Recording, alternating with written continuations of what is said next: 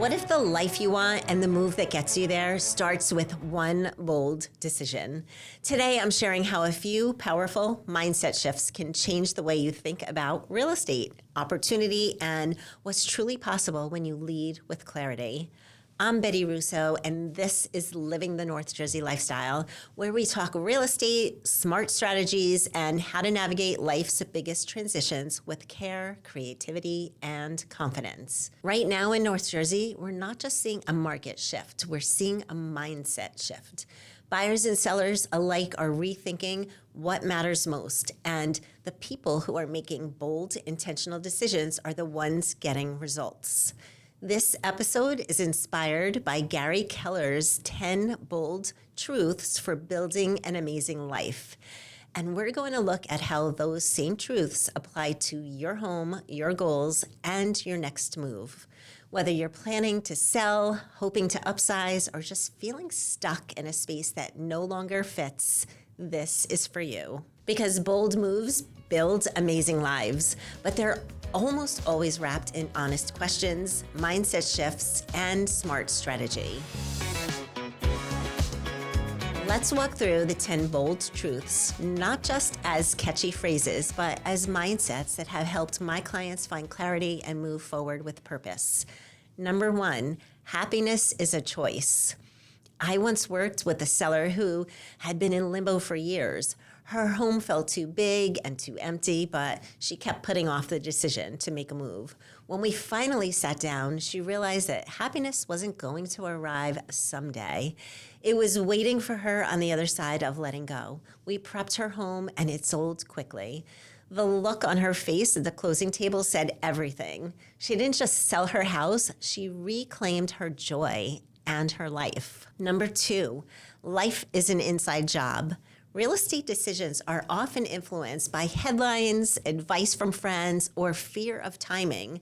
But the best outcomes I've seen come from clients who turned into their own needs and values. When you know what kind of life you want to live, the right move becomes clearer, whether it's downsizing, upsizing, or staying put with purpose. The third bold truth, what you focus on expands. This one is so real. If you're only watching the news, you'll focus on what's scary. But if you pay attention to your options, your equity, your lifestyle goals, your timeline, you'll start to see opportunity. I had a seller who was stuck in fear until we walked through what she could do. Within a week, she was making moves, not from pressure, but purely from focus. Number 4, the path is in the math. This one is kind of funny. When I first read about it, I had no idea what this meant. But if you've ever said, I don't know if we can afford to move, you're not alone. But here's the truth. Most people don't actually know their numbers. When we run the math, equity, financing, carrying costs, it's incredible how often that uncertainty turns into clarity. And that clarity builds confidence. Number 5, there is no try. Have you heard that before? I don't like when people say, I don't like that word. I don't like when people say, I'll try to do that. No, there is no try. You're doing it. Trying sounds like we might list in the spring. Doing sounds like let's schedule a strategy session and get clear. I've heard people say they were just testing the waters, but when they outlined a real plan, they realized they were ready. Action creates momentum. Hoping just holds space, and that goes true for everything in life. Number 6, life is not fair. You're right, it's not fair. There are times when the neighbor sells fast and you don't, or when you do everything right and still feel like the market is not your friend. It's frustrating, but it's also a reminder that we can't control everything. What we can do is control our prep, our pricing, and our positioning. That's where our power lives. Number 7, you fail your way to success. Have you ever heard that? So many people carry regrets from a past move. Overpaying, selling too soon, not negotiating hard enough. I've seen it all, but I've also seen people turn that experience into wisdom. If you've made mistakes before, you're not behind, you're prepared. Use that wisdom to your advantage. Number 8, Where belief lives, fear cannot. Fear thrives in silence and confusion. Belief lives in clarity, support, and action. My clients who move forward confidently aren't fearless. They're supported. They've taken the time to get informed and build a plan. That's what quiets the fear. Number 9, no one succeeds alone. Whether you're moving across town or moving across the country, this is a team sport. You need someone who knows the local landscape, the emotional ups and downs, and how to advocate for your every step of the way. My role isn't just about listing or negotiating. It's about guiding you towards success. And last but not least, the 10 bold truth: love is always the answer. That's right, I said love. Every move comes with emotion: excitement, fear, sadness, relief. Moving is huge. It is an emotional, personal experience. And all of that's okay. I've had clients cry during showings and hug me at walkthroughs. This process is about your life, not just your square footage. When you lead with love for your future, your family, your peace, the decisions get easier and more meaningful. Here's my bonus takeaway. You don't need to internalize all 10 truths today. Maybe it's the path is in the math and you finally run your numbers. Maybe it's where belief lives, fear cannot, and you reach out for support. Maybe it's happiness as a choice and you start looking at what's next with hope instead of hesitation. You don't need to leap, you just need to step. One truth, one action, one aligned move at a time. Now, bold thinking is important, but bold action is rooted in reality. You can't build a strategy on headlines or hope. So let's shift from mindset to market and talk about what's happening right here in North Jersey, because this data can influence your next move. Currently, there are 5 towns in North Jersey that are leading the charge when it comes to buyer interest and strong market activity: Wyckoff, Wayne, Denville, Montclair, and Stanhope. Each one is located in a different county, and each brings its own lifestyle vibe, housing opportunities, and unique appeal. Let's start with Wyckoff in Bergen County. Wyckoff offers that quiet luxury many people crave: peaceful, tree-lined streets, character-filled homes, and an overall pace that feels intentional. It's the kind of place where you'll find neighbors walking dogs at sunset, Saturday mornings at Zabriskie Pond, and community events that still feel like, well, they feel like community. Families love the top-rated schools, and long-term residents appreciate the strong town pride. The housing here spans charming colonials to expanded ranches to larger estates, and right now, well-maintained homes in sought-after neighborhoods are still seeing multiple strong offers.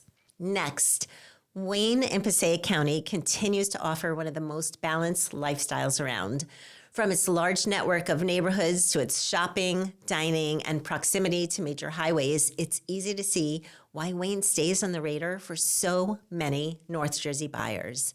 You'll find lake communities here like Packanack and Pines Lake, established cul-de-sac neighborhoods with mature trees, and newer developments offering space and comfort. For busy families and working professionals alike, Wayne checks a lot of boxes: convenient, connected, and full of options. Inventory moves fast here when it's well positioned. Next, let's talk about Denville, located in Morris County. This one flies under the radar for some, but when people discover it, they fall in love. Denville has a vibrant, walkable downtown filled with coffee shops, boutiques, restaurants, and a true small-town feel that's increasingly hard to find. The vibe here is a mix of cozy and creative with a strong sense of community. It's popular with commuters thanks to the train access and major highways, but it doesn't feel like a transit town.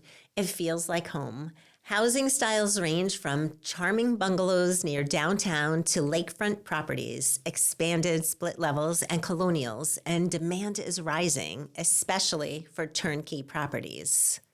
Then there's Montclair in Essex County, which continues to be a favorite for buyers craving culture, convenience, and creativity. Montclair has built its identity on diversity and design. It's a food and art destination with galleries, bookshops, cafes, and events year-round. The direct train to New York City draws in professionals who want urban access with suburban breathing room. Architecturally, the homes here are stunning. Victorians, Tudors, colonials, and custom renovations that blend old and new. Homes that balance character with modern updates often attract multiple offers. While pricing here trends to be higher, buyers who want lifestyle, walkability, and an it factor often find themselves circling back to Montclair. And finally, Stanhope in Sussex County is having a quiet moment of attention. This one surprises a lot of people. It's more affordable, yes, but it's not just a budget pick. Buyers are drawn to the surrounding nature, peaceful streets, and strong sense of space.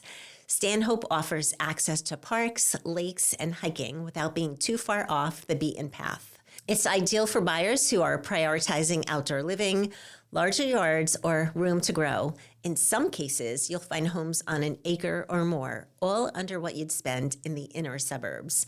Inventory here moves steadily, especially for homes that are move-in ready and priced with value in mind. What ties all 5 of these towns together is momentum.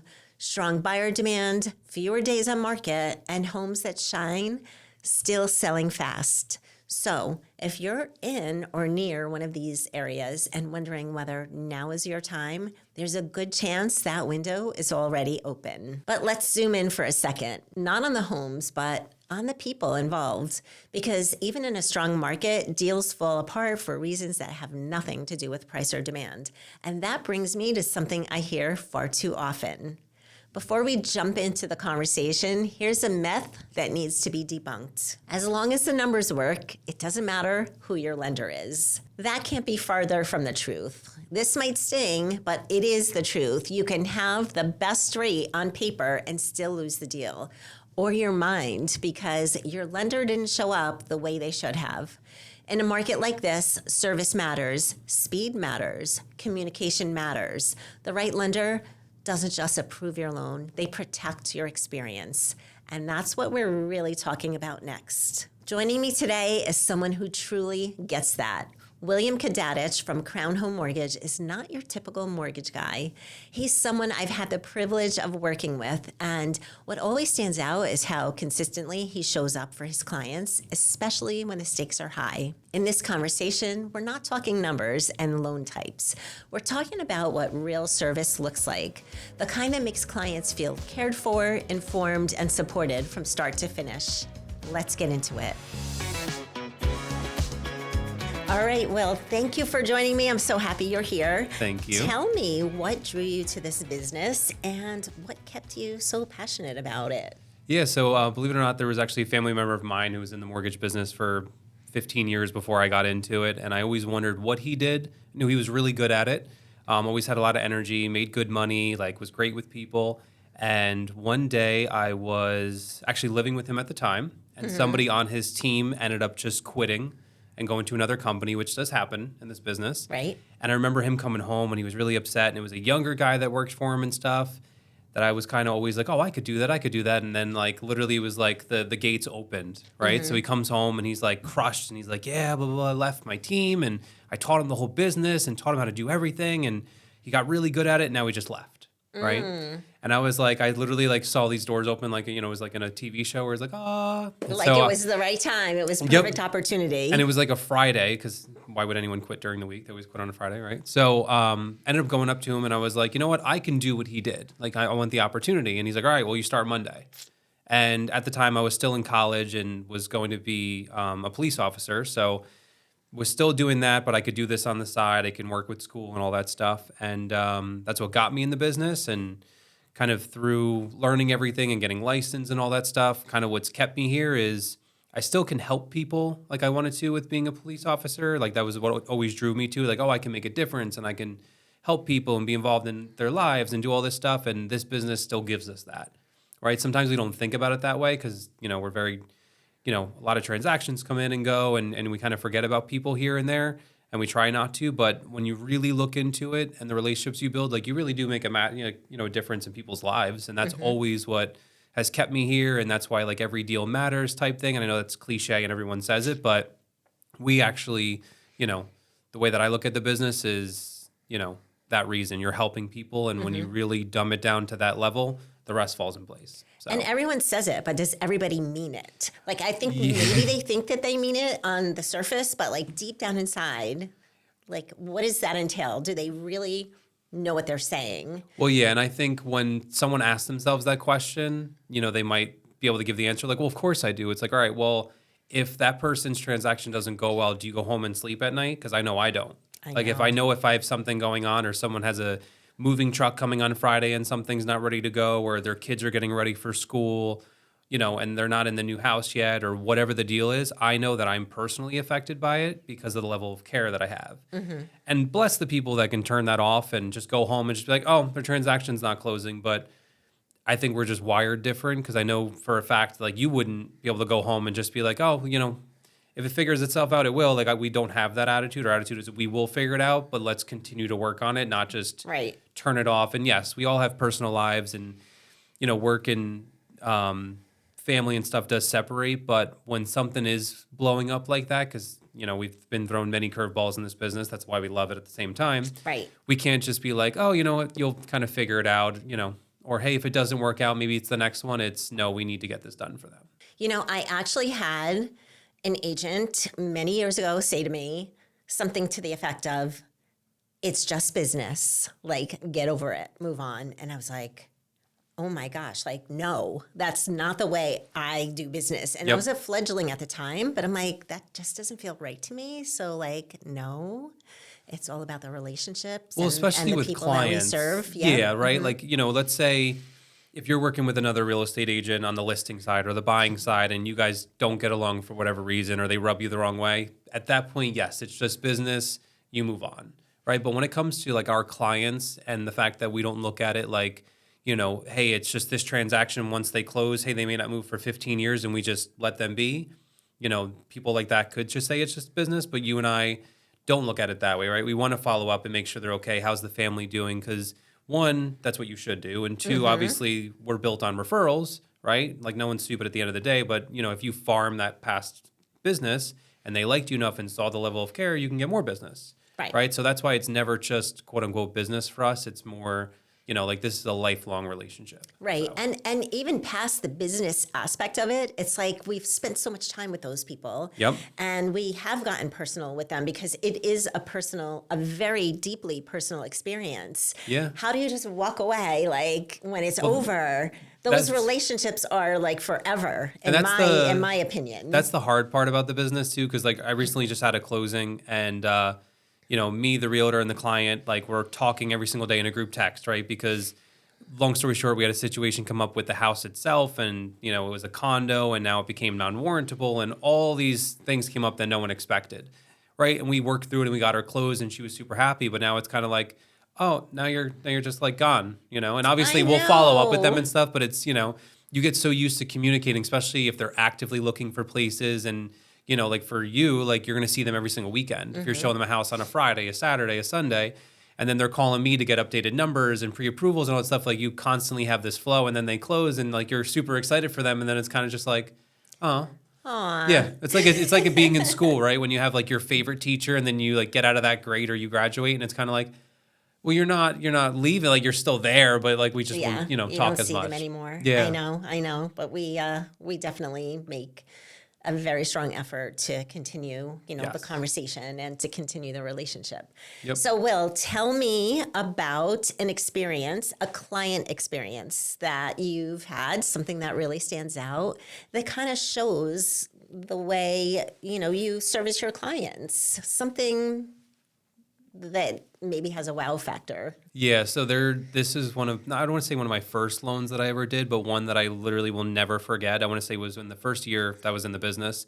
But this couple comes to me, and they need to buy a house, right? Like normal, first-time home buyers. They got to be out of the house they're in. And, I start asking questions, and we run numbers, and they're like, all right, this is the style house we want, and we need multiple bedrooms, and we want this payment, all that stuff. It all makes sense. It all works out. So I go to run their information, and unfortunately, the person who was going to go on the loan's credit was too low. Didn't work. And then the spouse's credit, the other one did work, but they had too much debt in their name, right? Oh. So now, like, both people can't work. Like, it doesn't work. And I'm like, unfortunately, right now, the loan won't go through. We can't pre-approve you, but maybe there's a way we can kind of look through it together and whatnot. And they're like, well, Will, you have to make this happen. And then they went into their story. And the story was, right now, it was a husband and wife, and they have a son. Well, now they have a kid they're actually adopting through a family member. Like, something happened in the family, and, the kid was either going to go to the state, unfortunately, through DIFAS, or they gave them the opportunity to adopt. But to adopt, you have to have your own, the kid has to have its own, bedroom and whatnot. So they're like, Will, we need to buy this 3-bedroom because of this situation, and we're on a time crunch. So that's where, like, it becomes super personal at that point. You're like, all right, well, you know what, we're going to figure it out. And I remember, we went through it, and what actually happened was we were able to get one of their car loans they had, bring it back to the dealer, return the lease, put it into her name instead of his. Now his debt to income ratio was better. Then I was able to, really squeeze out overtime and all this stuff, and we just get the loan to work. And I remember, like, how happy they were. They were like, hey, we figured out a way. Let's try this. And that day they brought the car back to the dealership. They did whatever they had to do to get it done. And we were able to close 30 days later. And still to this day, that the new girl now lives with them still. Oh my gosh, that is really a life alteration right there. Absolutely. That's Yeah. insane. Yep. When they told you that story, how could you just walk away and say, sorry? Well, Like, exactly. no. And still to this day, like, if someone's loan doesn't work, we always try to figure out a way why and stuff. But obviously, it's easy to say, like, hey, work on your credit, or hey, if you did this and this. But when you're on a time crunch, there's really not a lot you can do. And we were able to figure it out. But I still remember, I remember them closing, and they actually got a candle made for me that had, like, their family picture from closing They're with the 2 never kids. going to forget you. Never. And that must have been probably 8 or 9 years ago at this point. And that still is the story that if anyone asks me, like, oh, what's this one loan that closed that was this or that? And obviously there's a lot that close and mean a lot, but that one to me will always stand out the most. Right. So, well, this does not even compare, but recently we were working with a client who they were pre-approved by someone else, or so they thought they were. And then when it came down to it, they found out that they couldn't afford the house that they wanted, because all of a sudden they were not approved for that exact amount that they thought they were. Yep. And I'm like, you guys, you have to talk to Will. I'm like, because this just sounds fishy. And in that case, you stepped up as well. But you literally just pre-approved them, and you were like, they're so fine. Yep. I don't know what that lender's talking about. I mean, there are a lot of great lenders out there, but I love to send my clients to you, and even if they have been pre-approved by someone else, because people, everyone knows somebody in the business, right? Like, everyone knows a realtor. And I'm like, what do you mean you're not approved? Like, I know their work history. I know their employment history. I know who they are, as people, as humans, as professionals. You can't tell me they're not approved for that. Exactly. And, like, they came to you, and you really didn't do anything except approve nothing them. special. But my point is, like, there's so much that you can do. Yep. And people don't realize it. Exactly. Don't just go with, your first opinion. Well, and then sometimes we'll look at it, and then I'm kind of sitting there, and I'm like, there's got to be something I'm missing, because why didn't someone see it this way? But a lot of times in this business, like, even if someone does close a decent amount of business and stuff, like, maybe they get too busy and they overlook stuff, or they calculate stuff wrong, or they're just, not into it, right? Because it's a sales job, and, maybe sometimes they don't give their best effort to that client, and the client just feels like that's the only answer. And then they finally talk to someone else like myself, and then we're able to open, a whole new world to them and say, like, hey, no, actually it does work. And now you go right under contract. Right. But how many times do they feel like it's the only answer, and then they just kind of like take a step back? Yep. So, yeah, no, but then you get the other people that, you do help out, and then they qualify, but then they want to kind of shop around and stuff, which you completely get. So it's kind of, pros and cons to it. But, I just think that, if you get told no, you should definitely, especially in this business, go get a second opinion. Right. So, What do you believe to be outstanding mortgage service? yeah. So this was, this is what separates the people in this business. Because to me, anybody can, we all use the same guidelines, right? Every bank has to use the same guidelines. Like obviously, there's some niche products there that don't use the traditional way. But if we go traditional way, every bank's the same, right? There might be a few differences here and there, but the grand scheme of this job, you could do it at any bank. Everything's the same, right? Kind of to me, what makes me different and what I always lean on, and I think you see it in my reviews and stuff, is, when I talk to the client, it's, every client gets treated the same, right? Whether you come to me and you're getting an $80,000 loan or you're borrowing $1 million, to me, you get the same service, right? That's me sitting down with you in the beginning, being your consultant. I want to know how much, I'm going to tell you how much you qualify for per month, but I also want to know how much are you comfortable spending? All because a bank says, yeah, you can have a $7,000 a month mortgage. You're like, I would never in a million years will. I have, I want to go away on vacation. I want to save up for retirement. I want to do this or that. And that's where when I talk to them, maybe I, curate it to $3,500 a month. Great. Here's what it gets you, right? And going through that piece with them and being, an advisor and a consultant to them is the difference. Where when they call an 800 number like a Quicken Loans or a Loan Depot or something like that, they're not going to get that level of service.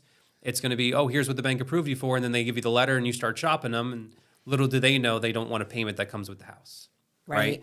So that's the beginning stages for me, is kind of setting the proper expectations by hearing their wants and needs, and then filling that with, all right, well, now you're going to look for this style house, and here's what closing costs look like, right? It's something that's it's every transaction has closing costs, but a lot of lenders don't go through it, right? And I think the reason that is because it's an extra cost. There's a good 10, 15 minutes of explaining things. And when you tell somebody, hey, you could buy a house with 5% down, which could be $20,000, but you need another $15,000 for closing costs, that might be a hard conversation to have.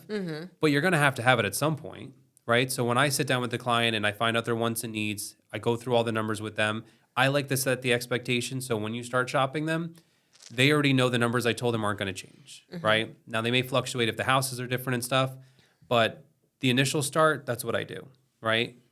Then from there, when they start to shop with you, I always tell my clients, it's like going to buy a car, right? If you go and buy a car tomorrow, 99% of the time you're going to walk in, the dealer's going to be like, what kind of car you want? Oh, great, let's go test drive it. Oh, let's go through this. And you fall in love with all the bells and whistles and the heated seats and everything. And then you talk payment, right? And the payment's never what it is online, no matter what, mathematician you think you are and everything. Like there's registration fees, taxes, insurance, all this stuff they add in, and the payment changes. What I do, and I tell the clients this exactly, because most people have bought a car in their life, I say, we're not doing that.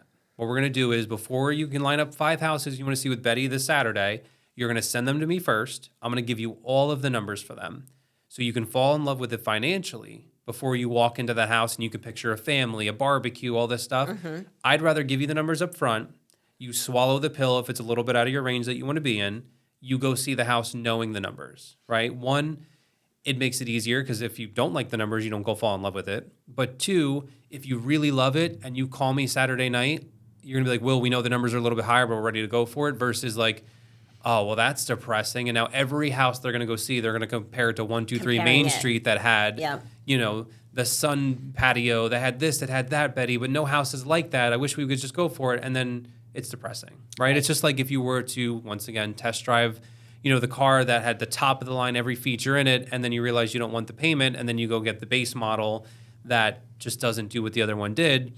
You're going to remember that every time you get in that car and start it, right? Absolutely. So absolutely. And not only all that, but that makes my job so much easier. Exactly. Because let's face it, I mean, it's not an easy job. There's different things coming at us all the time. Yep. You know that. But when I have had a client talk to you and you've gone through that whole financial process, they know exactly where they stand, and we know exactly what they can afford, and not just what they can afford, but what they are comfortable with, which makes such a huge big difference, because people don't want to be like house poor. Exactly. They don't want all of their money going into their house. And I feel like when they're pre-approved, yeah, maybe they can afford it, but Is everything else that life throws at them taken into consideration when they're pre-approved? I know with you, all of that is covered. Well, yeah, because what if they tell me like, yeah, well, these are incomes right now, but in 2 years after we buy the house, we want to start a family and I don't want her to work. This is what we're comfortable spending, right? It's those different levels of questions that I ask that kind of set the difference up. So that's kind of, obviously when they get pre-approved, they start looking for the house. Then once they're actually under contract, that's where, not only do they go through the process and it'll be, smooth and seamless, but they get milestone updates. I update the buyer's agent, I update the listing agent, I keep everyone in the loop. Yes. So that, by the time we get to closing, one, I set the expectation in the beginning, this is how the process is going to run now that you're under contract. I tell the listing agent the same thing, obviously tell you, because you know it for the years that we've been together and stuff, where, once everyone sees that play out and then they close, it's like the full package. Like, wow, Will did this from step 1, step 2, and now that we closed, great. And then I'm going to keep in touch with them 30, 60, 90 days after closing, making sure they have no questions and stuff. To me, that's the full level of service where I know for a fact a lot of people don't do that. Right, So, right.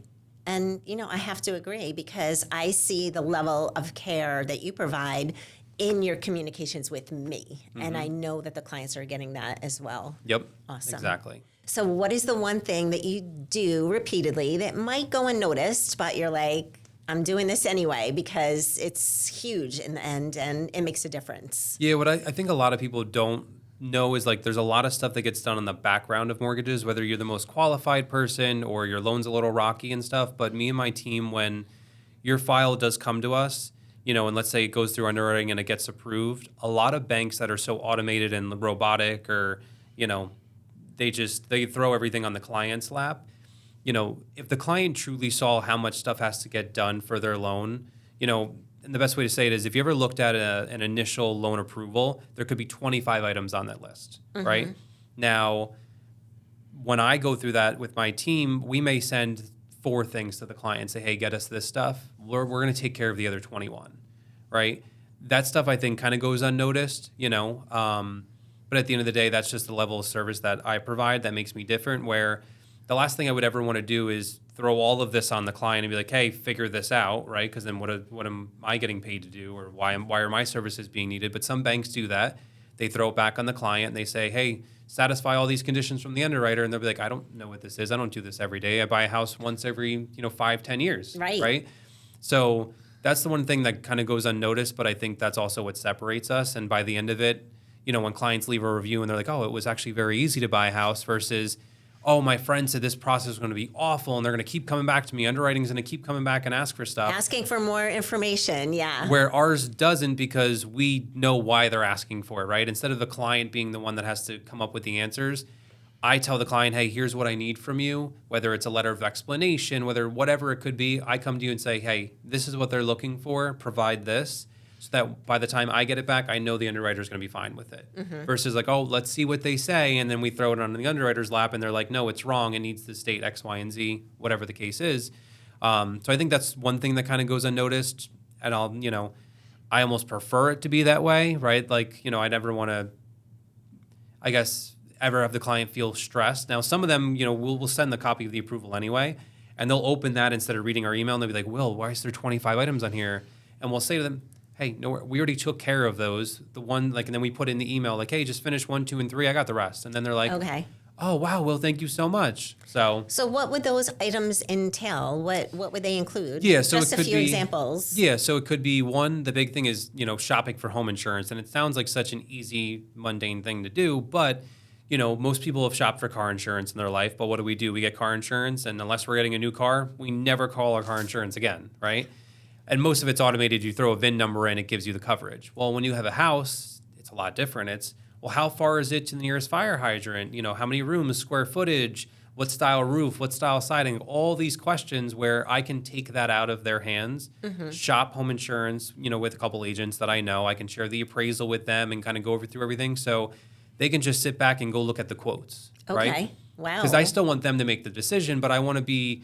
I'll take that out of their hands because maybe it saves them a 45-minute call with, one insurance company that ultimately, maybe doesn't give them the best quote or maybe has too much coverage. I'd rather just give them quotes. Here, go through who you guys want to choose. I already have it all taken care of. right? That's amazing. So that's one thing. The other thing that does come up a lot in this business is a lot of letter of explanations, right? Because getting a mortgage, and you got to think of it like a 30-year loan. There's a lot of storytelling to it. Like why should a bank lend you $750,000 in trust you're going to pay it back? Sometimes that story is very easy because let's say you've had a great job for 30 years and your income's always been solid. We know you're going to pay it back. You have good credit. But what happens when it's a 600 credit score borrower? They just started a new job a month ago, and the underwriter wants to know, why should I trust you? Right. Right? Maybe the client doesn't know the best answer for that, right? But I can call them and guide them in the right direction. And they're like, well, remember, you told me you left, your last 4 jobs after a few months because you kept getting a better opportunity, better pay. It was closer to home. And next thing you know, I kind of give them that information again, and they know what to put on the letter. Right. Right. Because this can be so overwhelming for buyers.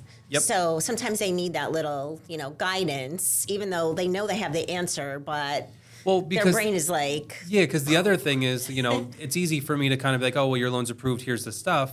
But in the background, right, they're packing up stuff in their current living situation. They're going through attorneys for inspection things. They're, still living their normal life, which everyone has a job, everyone has a family, everyone has all this stuff that they're going through. They just added buying a house on top of that. Right, which is insane. And they don't go through it at all, right? And meanwhile, they got friends and family in their ears saying, watch out for this, watch out for that. And, they're just very overwhelmed, right? So once again, if I could just ease their mind by doing that. Plus, there's a lot of verifications that get done through like the IRS to make sure you file taxes and W-2s and verifications through your employer to show your pay stubs are real. Like all this stuff, once again, that gets done in the background that you don't even know when you work with me, that just know it's going to get done and you're going to have very small tasks to complete and we'll get you the house. Right, right. Awesome.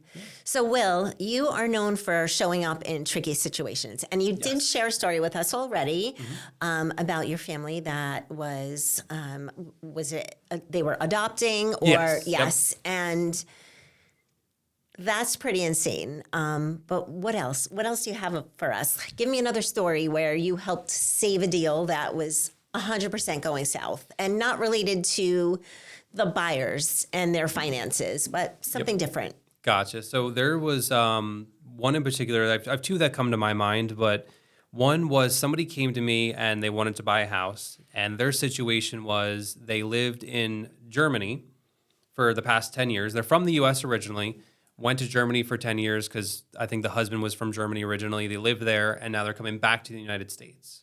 Okay, come back to the United States, and one of them just started her own business. Well, we can't use it. We don't know what it's going to do. It literally started 4 months ago. There's no income. And the husband's retired, right? No real income coming in there. But we want to go buy an $850,000 house. Whoa. Well, actually, no, it was over $1 million. They were borrowing $850,000. Okay. Right?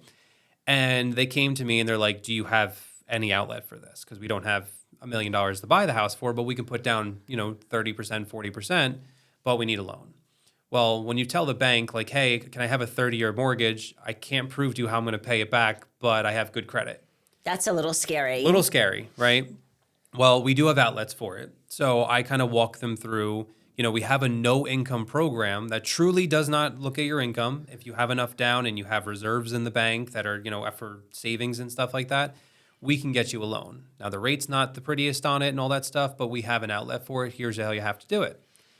And they're like, all right, Will, thank you so much. And I answered the question stuff for them. And they said, well, we did talk to somebody before you, and they said we can do this loan program. And they named it. And I said, unfortunately, you can't do that loan program because that's only if you're an investor buying a rental property. And when you do that type of program, they use the rental income purely to help you qualify. In English, if, let's say you get $5,000 in rental from the property a month and your mortgage payment's $5,000, the bank knows, hey, if every tenant pays, we're getting paid. Okay. And they bank on that, right? Well, I'm like, well, that doesn't work because you guys told me you want to live in there. And now all of a sudden, how are you going to get rental income when you're living in there? Right. It's back on you. And they're like, okay. Well, they end up going under contract for the $1 million house, and they go with the other bank to use that program because it's a better rate. Still, I think their program was in the 8s. This one was in the high 8s. So ultimately, it still saved them some money. So that's the program they went with. Listen, I understand. Not to say it's not going to work and kind of beat a dead horse, but I'm telling you, Fortunately, it's not going to go through. But if he's saying he can do it, Good luck. who am I, right? Good luck to you. Yeah. So 1 month goes by, 2 months go by, 2.5 months, and I get the 911 call from the client, and she calls me and she says, "Will, we need your help." I'm like, "Oh, why? What happened?" Oh my goodness. And I knew once my phone rang, I know why. And she's like, the underwriter's denying our loan. We're supposed to close tomorrow. We were actually supposed to close last week, but then they said tomorrow, and now the deal's dead. And, I'm like, well, why is the deal dead? Well, they're saying because we don't own a primary residence, they won't do the loan. For example, when you do an investor loan and I say, hey, I'm buying this investment property, I'm going to get this much rental income, that's how I'm paying for the mortgage, they want you to own a primary residence so that you don't lie and move into the property. Right. So when I explained that to them again, and I said, well, this is why the underwriter's saying no, is because you're supposed to be renting that out, not moving into it. And she's like, what do you mean? And I'm like, yeah, like you probably signed forms that said you're not going to be moving into it. She's like, but he just told us to do this and this. And they didn't read the fine print. They must not have read the fine print. So I said, listen, we're going to have to do it the way that I told you in the beginning. I understand the rate's a little bit higher. And she's like, okay. She's like, well, the catch is we're going back to Germany in 2 weeks. Can we close it in 13 days? I will try my best. So next thing you know, they switch everything over to us. We have to get another appraisal done. We have to get everything done. And we got it done in 13 days. They closed on the property. And that loan officer ended up calling me during the transaction, right? Because when your loan gets turned down or someone says they're going somewhere else, like, of course, the LO is going to feel a type of way about it and want to reach out and be like, well, how are you doing it? Right, This is how I was doing it. So he ended up reaching out to me. And funny story, he had a relationship with the listing agent. And when I explained to the listing agent how I was going to get it done, she relayed the message to him. So he called me and he just didn't have that type of product. I'm like, well, that's how I could get it done. So we ended up closing with the client. They're super happy. Obviously, everything works out. And they ended up going to Germany. And, by the time they got back, they brought all their belongings and they got to move into the house. Everyone's happy. Fast forward a couple months later, that loan officer messed up a loan again. Different situation a little bit, like wasn't trying to do that type of product, but messed it up and ended up calling me like, hey, Will, you think you kind of bail me out on this one again? Wow. And sent me another client that's under contract now to close doing the same thing. So maybe he needs to come work with you and learn from you. Well, the funny part is he's been in the business 30-something years. And, I think when some people, because I know I'm young, I'm 32 years old, and some people just always assume that, 40 years of experience means you know how to do everything. Well, in this business, and obviously you've seen it too, that, you could be in real estate, mortgages, whatever, for 30 years, 40 years, however long it is. But if you don't reinvent yourself or learn the new way, that experience doesn't mean anything. Now, you have to constantly be evolving Yep. in this business, constantly. yeah, constantly changes. So I think when he reached out to me initially, he probably saw that I looked young and all this stuff. But, I could be 32, but I come with 10 years experience and hundreds of millions of dollars in closed loans and all this stuff that I've done. And when I walked him through like how to get it done and why his way didn't work, he finally understood it. But we came in, we saved the situation, 13 days, got it done, and now everyone's happy and now moving, That's obviously. amazing. moving in. So, yeah. Awesome. So, Good for you. exactly. And, to close a $850,000 loan in 13 days that kind of lands on your lap's not bad either. So. Right. So tell me, and I know this from experience, but just so that we can share that with everyone who's watching or listening, when you're working with a realtor, what's your approach to collaboration? And Yes. how does that help the client? Yeah, so realtors are my biggest part of my business. Now, I know people say like, hey, don't put, all your eggs in one basket. And, I do get deals and stuff from past clients and other sources as well. But my biggest one is always realtors. Why? I'm very relationship driven. So with me, when I go to collaborate with a realtor, I want to, make sure, that you do good by your clients, right? You do good business for yourself and for the clients. But I want to make sure that we jive well together, right? That we're going to have a good, good business relationship and stuff. Because in my personal experience, the clients can always tell if like the realtor and the lender aren't on the same page, right? So for example, if I know a client's working with you, I know the things you're telling them. I know because how long you've been in the business, know how you operate, so that when they call me, I can back it all up, right? Versus like if I don't know the realtor and let's say the client calls me and they're like, well, you're saying this, Will, but this is what our realtor told us. The next thing you know, there's friction there because one person's telling them one thing, one person's telling another, and maybe that person's wrong and I'm right or whatever the case may be. But my main thing is when I want to, collaborate with an agent, like obviously want to make sure, you do, you're obviously doing some business, right? You don't have to be the best agent in the country, but you're doing some business. You take it serious and, you do right by people, right? Because to me, I know that's what I'm going to do on my side. And the last thing I want to do is ever partner with somebody that, gives a bad reputation, a bad taste in the mouth to the client and maybe pushes them to do something they don't want to do or, whatever. And you get some realtors that are very transactional, Right. and they're doing it for the check. And it's very, it becomes very apparent when that person is that way. Because, for example, a client could call me like, hey, well, what do you think of this house? I'm like, well, to be honest, it's an hour and 40 minutes from where you currently live or where you work. You're not going to want to make that drive every day. And they're like, yeah, but the agent's pushing me and they say, just do it. Oh, no. And I could easily be like, no, that's not something you should do. Or, let's say the deal doesn't work. And then the agent, I've had agents in the past say like, well, tell him you're going to live there even though you're not going to, so you don't have to put down more money. No. Yeah, exactly, right? I'm like, it will always get caught. In this day and age, everything gets caught, and I'm simply not doing that, right? So once again, then it makes me look bad because the agent's like, hey, you should do this, you should do this. And then the client's like, yeah, that's a great idea. And then when I'm not going to commit mortgage fraud for you, and I kind of pass the buck and like, all right, you can go work with someone else if you're going to do that. I'm just never going to do that. Right. That's the stuff that I look for, right? Because ultimately I want to work with somebody that I like that, when we have a deal together, I look forward to calling you, or like when we don't have deals together, I could still call you and say hi, or I know what's going on with your family and stuff. Because once again, I'm just relationship driven to that point. Like I want to be, friends with you. I don't want to ever feel like, oh, this person's calling me, they do good business, but they do it their way and their way only or something like that. So. And how many times have we worked together in a situation where, I mean, you know it because I give you the feedback, but my clients are always like, we love Will. We love Will. And recently we worked with a buyer that closed in Wayne. Yep.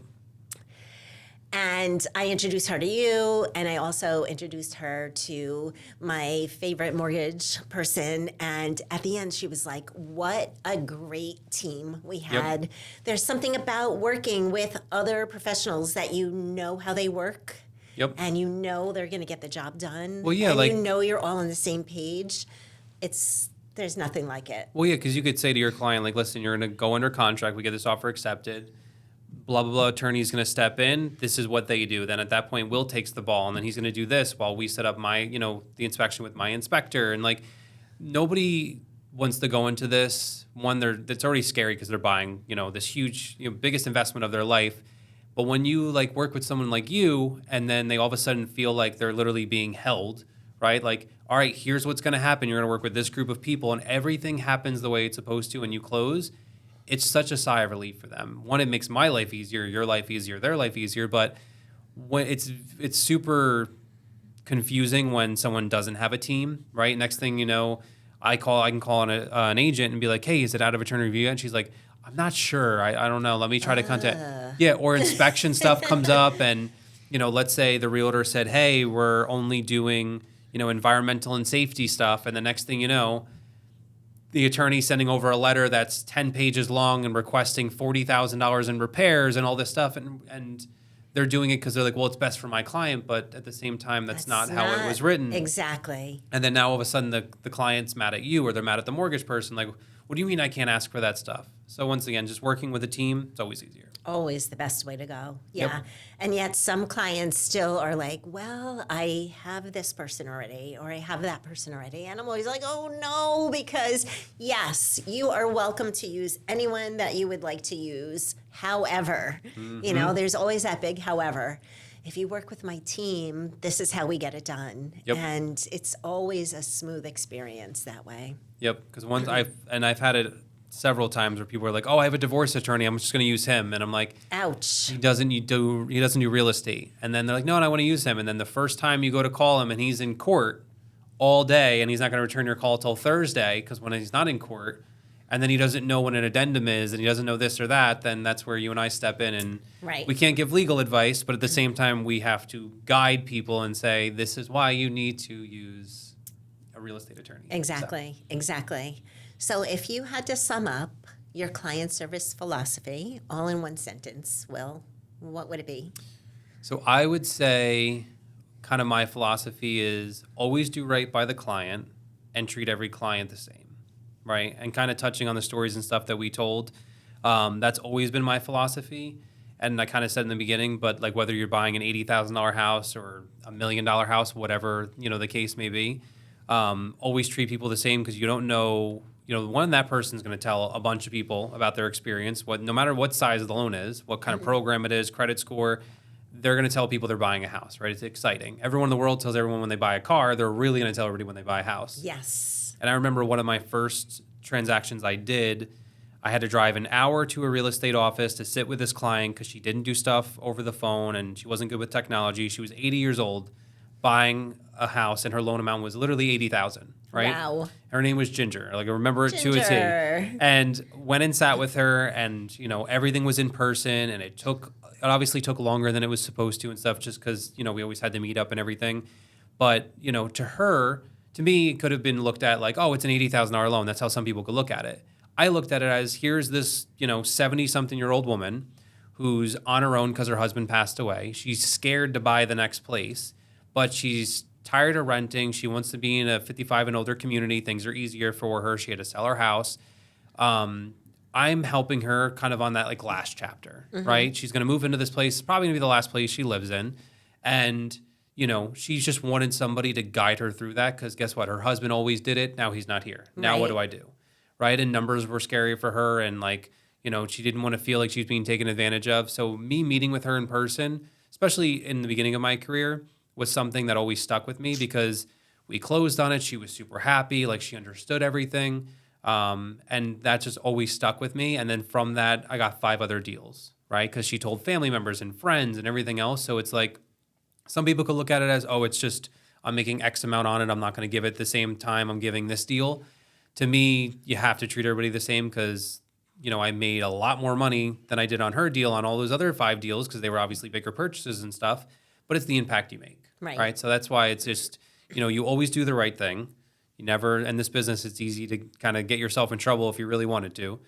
So always do the right thing, and every client, treat them the same. So if you really wanted to. If you really wanted to. I don't think anybody wants to, but I don't think people are as cautious as they need to be. Well, yeah, some people. and we have that thing called ethics. Yes. And some people kind of shy that there's a gray area there where a lot of people will go. But, I think in this business, when you can do the right thing and you can make a lot of money, people forget about that when they get a little bit too greedy, and they kind of shy away from doing the right thing. So I love that. Always do the right thing and treat everyone equally. Yes. And I usually say treat every client like $1 million client, whether they're buying a shack or a mansion. And not only does that come back to you tenfold, but it's here in your heart. It feels amazing. Yeah. And I want to give one quick story with that. There was an agent that I knew, and she had somebody call her one day from like an online thing and say, I want to go see this apartment to rent. It was like $1,500 or something like that. And, she was like, oh, online thing, $1,500 rental. Like, what are the odds? Like, all right, yeah, let's meet up. And she took it, right? She took the drive. It was like a 30-minute drive. She shows the person the place. They end up renting it. Little did she know that person actually owned 10 different investment properties. Wow. Which then she was like, wow, you gave me the time of day, you did this. Now, every time one of the tenants moved out, she got the rental for that. Or she wanted to buy another investment property. And so it's been like a lifelong, always getting transactions from her. Grew such a good relationship with the woman that she is now in the woman's will. That when the woman passes away, she's giving her a couple of those properties. Wow. All from a $1,500 rental that she was, all right, I'll take it. I'll take the drive. I got nothing else better to do. This woman sounds nice. Now look at all the stuff that came out of it. You never know. Yep. You never know. So tell me where our listeners or viewers can find you. Yes. So the easiest way is people can always text or call me. And that number is 973-954-1497. Or they can go right to my website, which is will.crown, which is CROWN for Nancy, H for Henry, M for Mary.com. I'm so glad you weren't going to say your last name, because you were definitely going to have to spell that out. I changed so my email's even will at or Will Dot, and it just makes things easier. And it's Will Koedatich, Yes. but try to spell that. It took me a long time to learn how to pronounce it. Yes. But I got it. You did. Finally. Yes. So awesome, Will. Thank you. Thank you you. so much for such great information. Thank you. Right back at you. If you're still on the fence about making a move or even who to trust in the process, just know this. You don't need to have it all figured out. You just need the right people in your corner who treat your goals like their own. Let's talk. No pressure, no fluff, just clarity. Because here's the truth. Smart sellers and smart buyers don't just chase numbers. They work with professionals who show up, follow through, and truly care about the outcome. If you're in North Jersey and you're not calling me first, you're missing out on more than a market update. You're missing out on a better experience. Thanks for joining us today. If you're enjoying the show, please follow us at Living the North Jersey Lifestyle on YouTube and Apple Podcast or Spotify. See you next time.